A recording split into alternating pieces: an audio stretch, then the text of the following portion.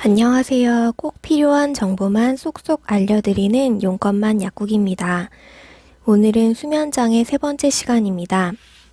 첫 번째 영상에서는 생활요법과 영양제, 두 번째 영상에서는 처방 없이 살 수 있는 일반 의약품을 알려드렸고요. 오늘은 전문 의약품입니다. 처방받는 수면제는 보통 이 세 가지 카테고리로 나눠지는데 2번 향정신성 의약품이 가장 강하고 부작용도 많습니다. 수면제를 장기 복용하면 안 된다고 말할 때는 보통 이 2번의 향정의약품을 말하는 것입니다. 혹시 부작용이 있는 걸 알면서도 이미 오랫동안 수면제를 드셔서 끊을 수 없는 분들이 계시다면 그분들이 시도해 보실 만한 방법을 영상 마지막에 알려드릴게요. 오늘 영상은 수면의 과학, 의약품 설명, 최종 제안 순서로 이어집니다. 먼저 수면에 대해서 간단하게 알아보겠습니다. 첫째, 수면에 관여하는 호르몬은 멜라토닌과 아세틸콜린입니다. 둘째, 수면은 형광등처럼 껐다 켰다 하는 것이 아니라 여러 단계를 왔다 갔다 하는 일종의 사이클입니다. 가장 얕은 단계에서 시작해서 깊은 잠과 얕은 잠을 오가다가 렘 수면 단계에서 꿈을 꿉니다. 그리고 각 단계의 수면은 원 그래프와 같은 비율을 갖고 있습니다. 약 설명 시작하겠습니다.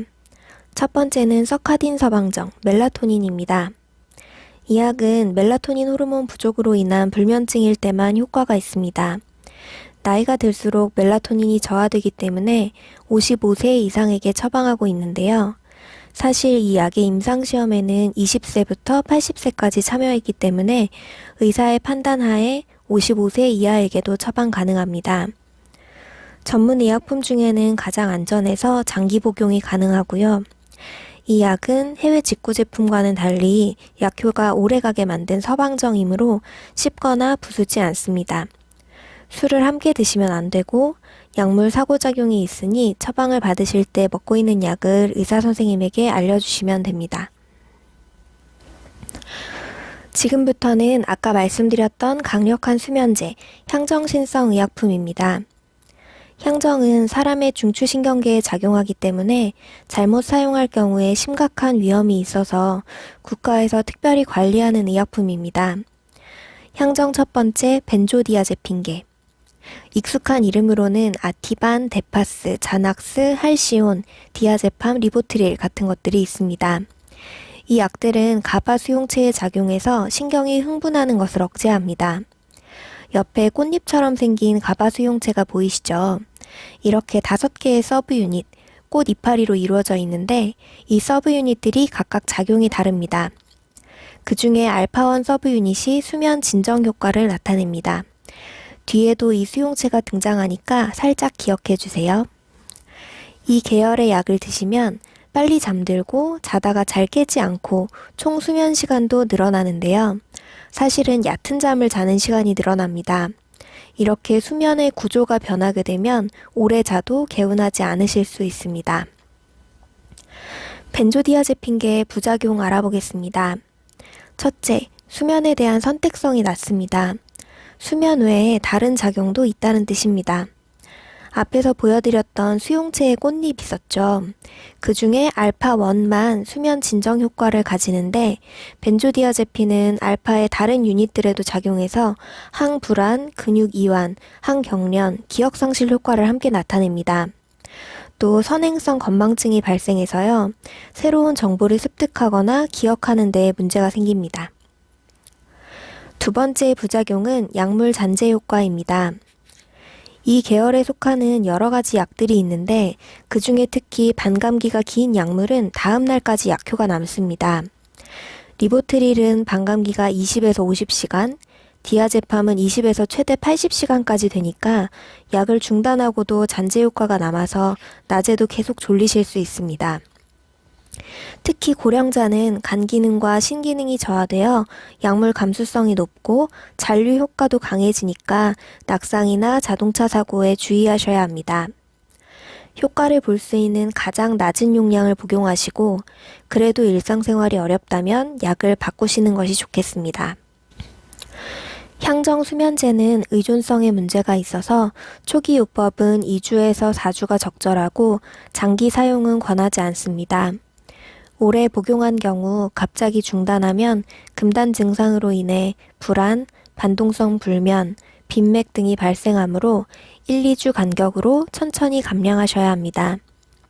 또한 호흡 억제 부작용이 있으니 COPD 환자나 수면 무호흡 환자는 복용하시면 안 됩니다. 두 번째 향정의약품 지드러그입니다. 스틸록스, 졸피뎀, 조피스타 등으로 불립니다. 앞에 설명한 벤조디아제핀보다 수면에 대한 선택성이 좋습니다. 수면 구조를 방해하지 않아서 정상 수면과 유사한 수면을 취할 수 있고 주간 졸림 위험도 적은 편입니다. 하지만 의존성과 내성의 문제, 인지기능 저하의 문제는 동일하게 발생합니다. 지드러그는 약효가 빠르게 나타나기 때문에 취침 직전에 복용합니다.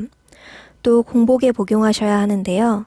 스틸록스를 식후 30분 이내에 복용하거나 조피스타를 고지방, 고열량 식사와 함께 복용하면 약효도 떨어지고 약효 발현 시간도 늦어집니다.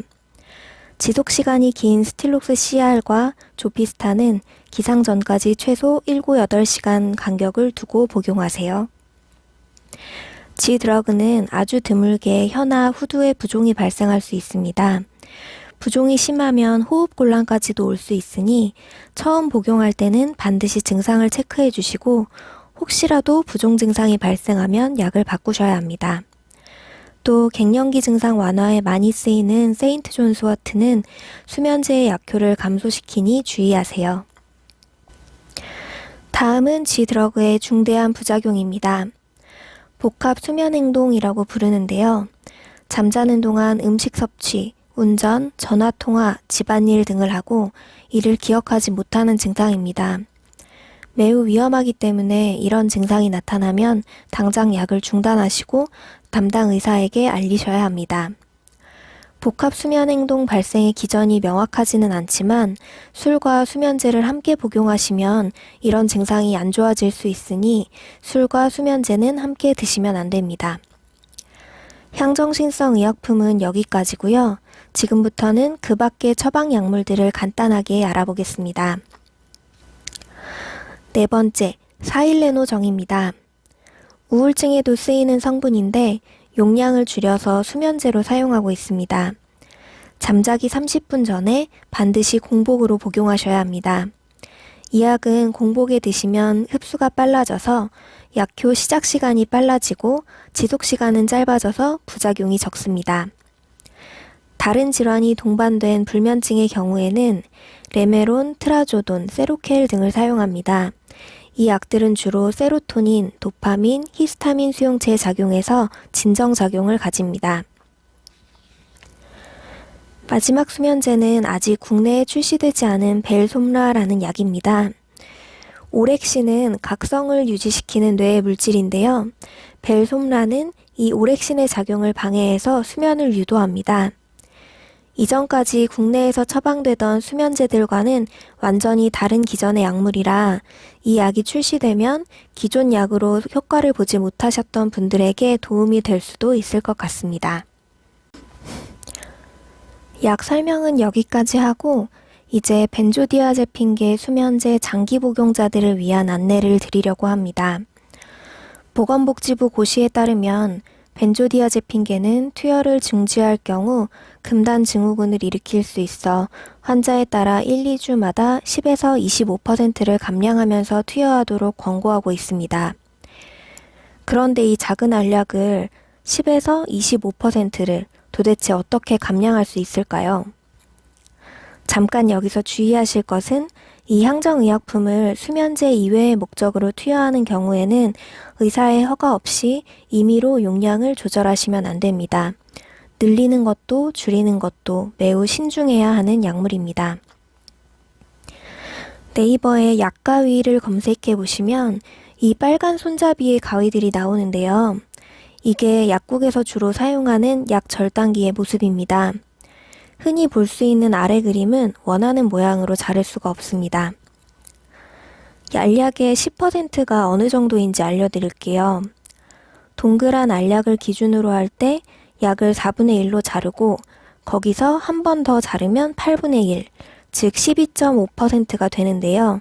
이만큼이 한 번에 감량이 가능한 약입니다. 1, 2주 간격으로 이만큼씩 감량을 시도해 보시고 그것도 불안하시면 격일로만 시도하다가 괜찮으면 매일, 그렇게 2주를 지속해도 괜찮다면 4분의 1을 격일로 줄여서 시도. 이런 식으로 아주 조금씩 줄여가실 수 있습니다. 사실 이 말씀을 드릴까 말까 고민이 많았습니다. 의사의 처방 그대로 제대로 복용하시도록 복약하는 것이 약사의 역할이라고 생각해서입니다.